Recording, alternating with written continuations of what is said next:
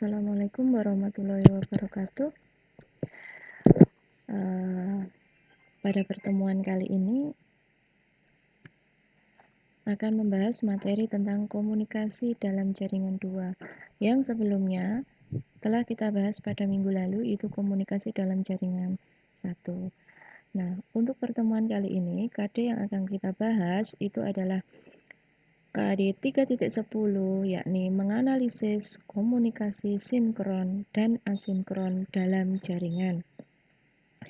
Untuk KD 4.10-nya itu adalah melakukan komunikasi sinkron dan asinkron dalam jaringan.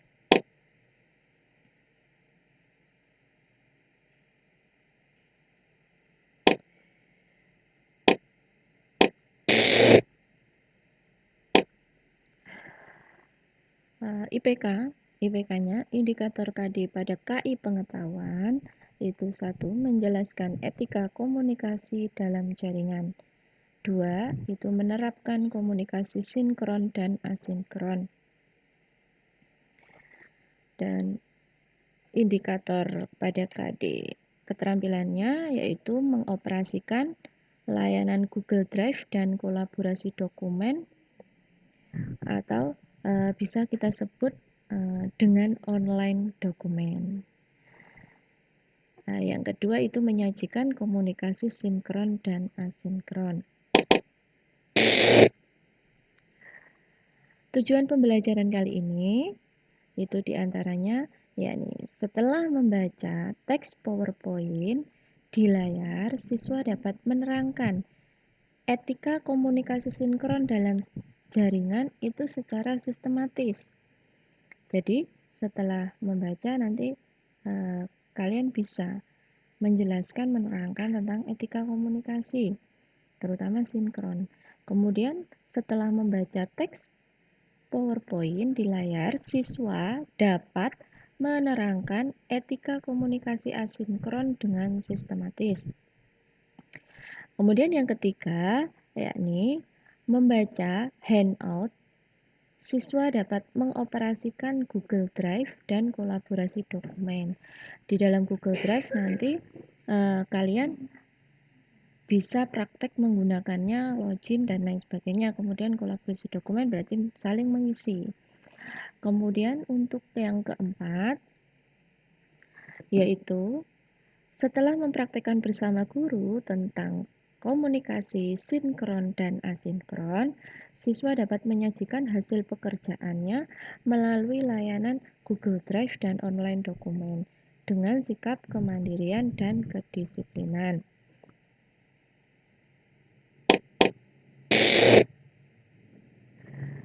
Oke. Untuk kegiatan pembelajaran kali ini,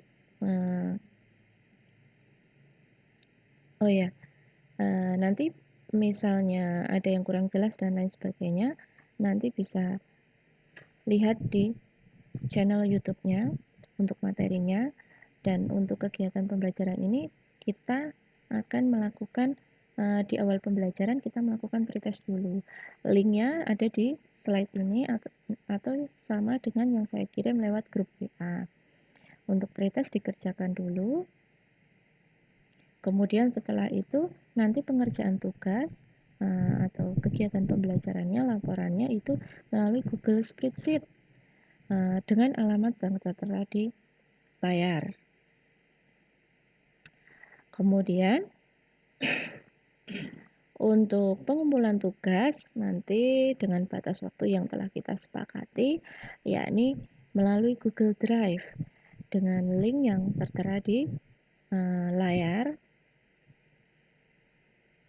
Kemudian nanti di akhir akan ada evaluasi atau soal post test.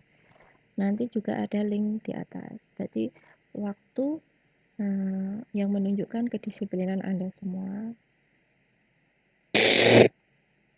Lanjut. Oke, kita lihat gambar itu dulu. Gambar itu kita amati. Kira-kira orang tersebut sedang mencerminkan apa gambar tersebut? Yang satu think it itu berpikir. Kemudian yang satu adalah speak it berbicara, berpikir dan berbicara. Berarti orang tersebut apa? Sedang melakukan sebuah komunikasi. Jadi orang melakukan komunikasi. Tentunya ketika komunikasi kemarin sudah di minggu kemarin kan kita sudah membahas tentang komunikasi dalam jaringan itu apa dan lain sebagainya. Nah, sekarang kita ke etikanya. Nah, tentu bagaimana? Kalau kita melihat gambar itu, kita langsung berpikir tentang apa? Tentang etika. Etika di dalam komunikasi dalam jaringan. Etika seperti apa? Nah, untuk etika seperti apa? Nah, pasti di sini ada sebuah pertanyaan. Oke, saya akan bertanya kepada kalian di dalam untuk membantu kalian untuk menstimulus kalian agar kalian lebih tertarik. Kemudian ada gambaran. Yang pertama apa? Bagaimana toh cara untuk melakukan komunikasi dengan baik? Berpikir dan berpikir. Kemudian standar komunikasi itu dikatakan baik, itu standarnya yang bagaimana? Kemudian aturan komunikasi dikatakan baik. Adakah aturan komunikasi? Ada, tapi banyak atau sebagian orang mungkin tidak tahu tentang itu. Nah, kemudian penerapan komunikasi sinkron dalam pembelajaran jarak jauh yang seperti ini, itu menurut kalian itu seperti apa? Bagaimana? Yang baik bagaimana? Kemudian apakah kalian sudah melakukan yang terbaik gitu? Kemudian apakah etikanya ada di situ? Kemudian penerapan komunikasi asinkron, tadi sinkron sekarang asinkron dalam pembelajaran jarak jauh. Dalam pembelajaran jarak jauh seperti ini, bagaimana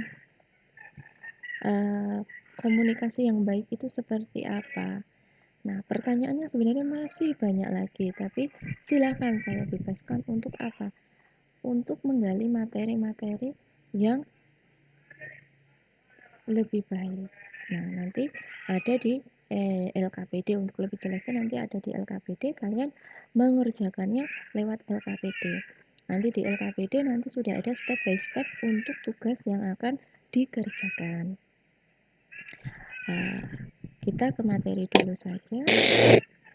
Nah, di sini terlihat ada sebuah diagram atau sebuah gambar.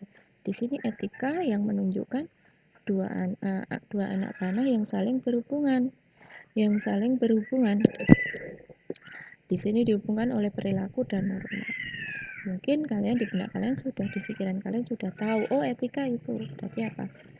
Perilaku dan norma itu ada hubungannya dengan etika. Nah, perilaku dan norma di dalam komunikasi itu akan membentuk sebuah etika komunikasi yang baik. Jadi jangan dikatakan bahwa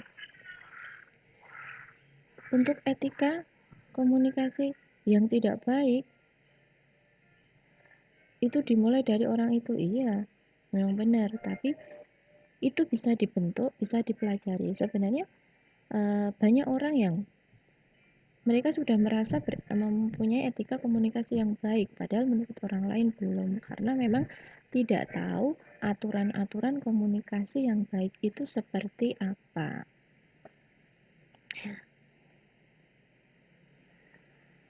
Lanjut. Oke.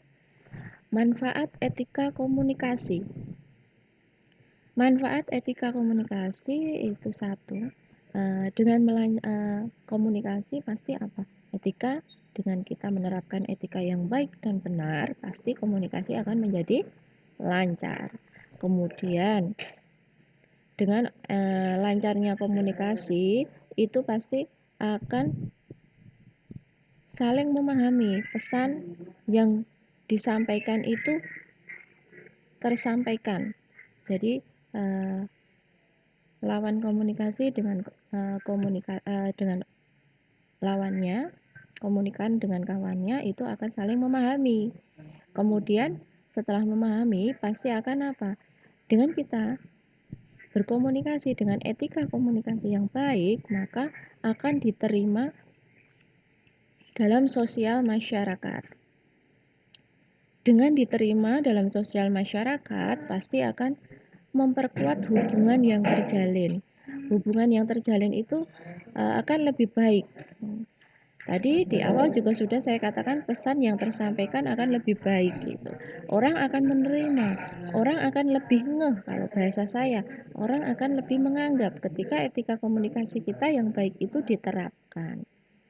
Pasti orang-orang juga akan lebih menghargai kita.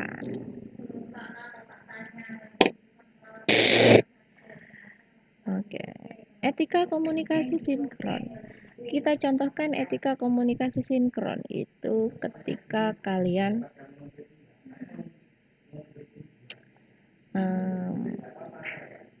Google Meet aja, Google Meet. Ketika kita Google Meet, melakukan Google Meet saat ini etika sinkron,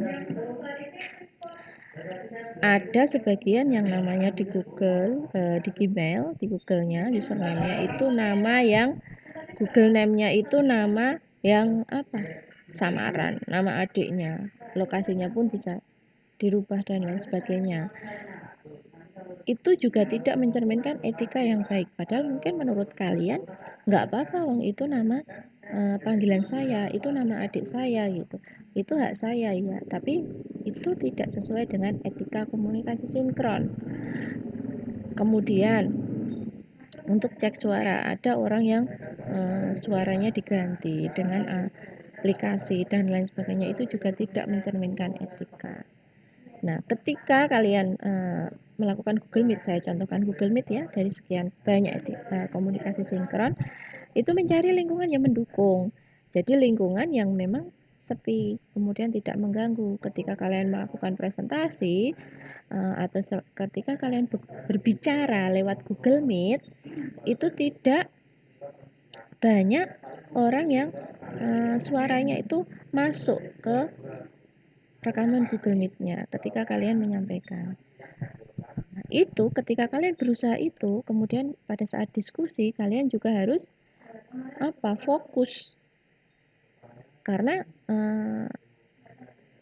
setiap orang itu menurut saya ketika pikirannya cabang itu susah untuk apa? Untuk konsentrasi.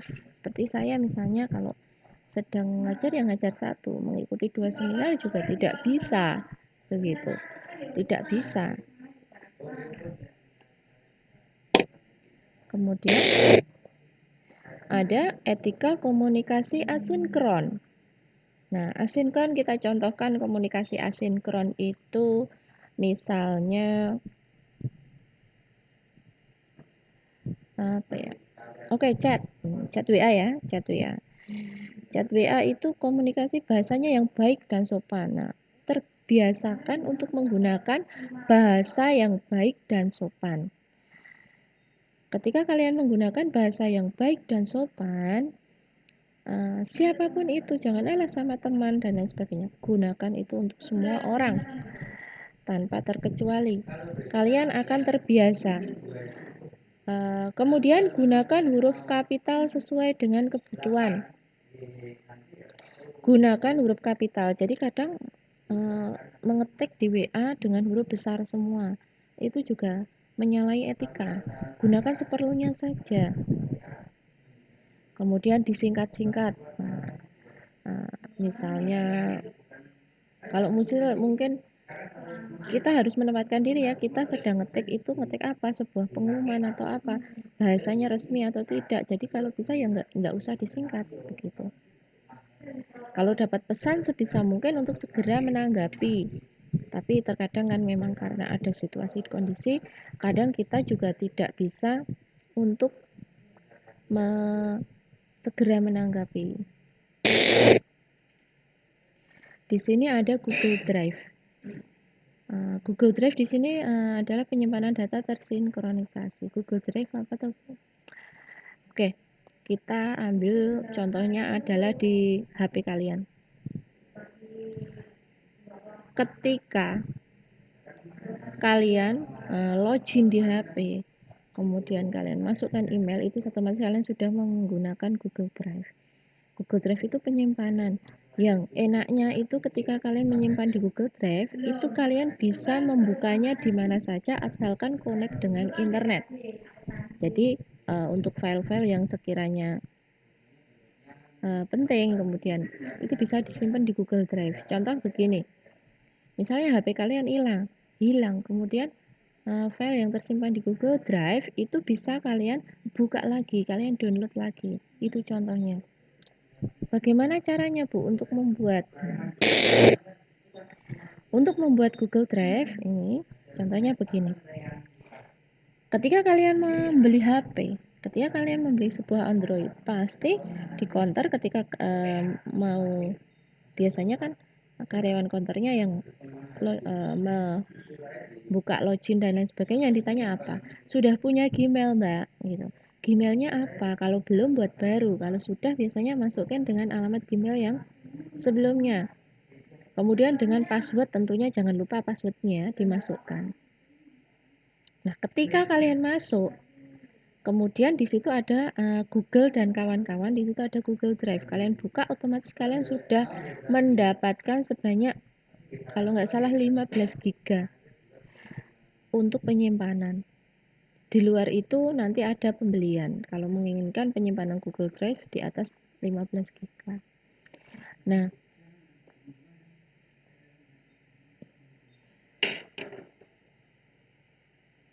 kemudian nanti atau kalau di laptop bisa membuka https drivegoogle.com, itu nanti login pakai Gmail.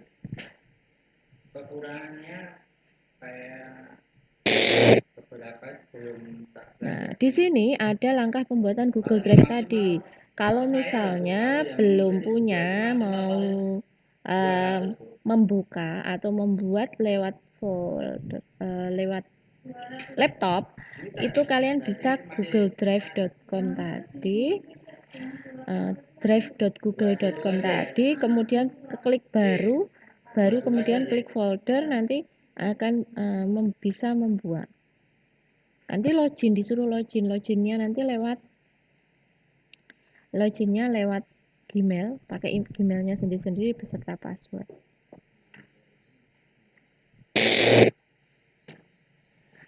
Nah, di sini ada Google Dokumen atau online dokumen. Di dalam online dokumen itu, di sini ada Google Dokumen sendiri, Google Spreadsheet sendiri, kemudian ada Google Slide. Ada juga Google Formulir. Di dalam Google Dokumen itu sama seperti Microsoft Word, sama cuma bedanya online. Kemudian Google Spreadsheet itu sama dengan Excel. Excel itu berarti ya sama tapi online. Nah, nanti kita akan belajar atau salah satu untuk pengisian saya dalam hal memantau tugas-tugas kalian itu nanti lewat Google Spreadsheet tadi. Kemudian ada Google Slide. Di dalam Google Slide ini sama seperti PowerPoint yang biasa kalian gunakan untuk presentasi. Kemudian ada Google Formulir. Di dalam Google Formulir ini, misalnya kalian mengisi form, kemudian angket atau kuesioner, itu bisa membuat lewat Google Formulir. Syaratnya ya cuma buat email itu tadi, nanti secara otomatis akan tersimpan di dalam Google Drive kalian. Jadi di sini semuanya penyimpanannya itu berbasis web dan gratis selama tadi kalau nggak salah 15 atau 9 giga, 15 giga. Di luar itu ketika kalian mau menyimpan apapun berarti kalian ya membeli. Google menawarkan untuk membeli. Saya sendiri belum pernah untuk membeli. Nanti sebenarnya tidak hanya Google ya, tidak hanya Google yang menawarkan Google Spreadsheet online dokumen itu tidak hanya Google. Kalian bisa menggunakan Office 365. Di situ bahkan penyimpanannya ditawarkan lebih tinggi, yakni 15 tera. Lebih tinggi. Itu bisa pakai office365.com. Login buat email dan lain sebagainya. Itu bisa. Ada banyak lagi online dokumen yang menurut saya bisa kalian manfaatkan. Kemudian langkah pembuatan Google Online Dokumen. Nah, tadi ketika kalian membuka Google Drive menggunakan email login, nah nanti akan muncul seperti ini. Kemudian kalian klik folder atau baru.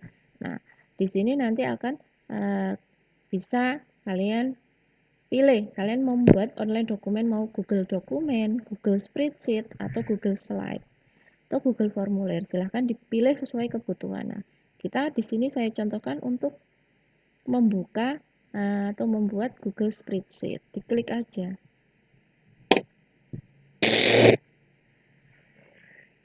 Iya, di dalam Google Dokumen atau Google Doc, sering disebut Google Doc, itu ada Google Doc, Google Spreadsheet, ada Google Slide, Google Formulir.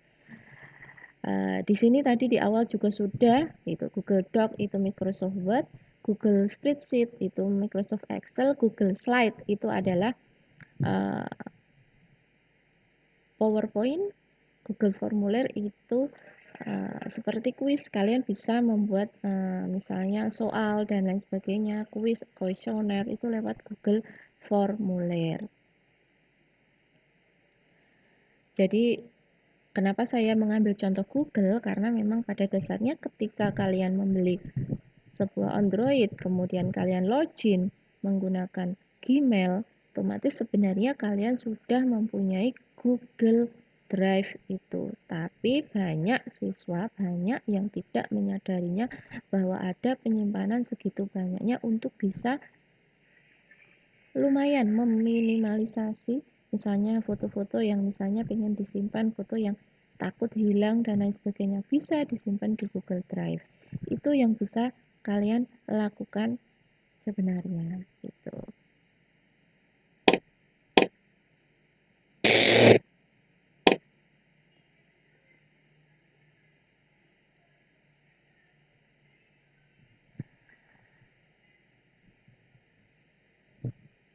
Oke, itu saja yang bisa saya sampaikan pada materi kali ini. Kurang lebihnya saya mohon maaf. Wassalamualaikum warahmatullahi wabarakatuh.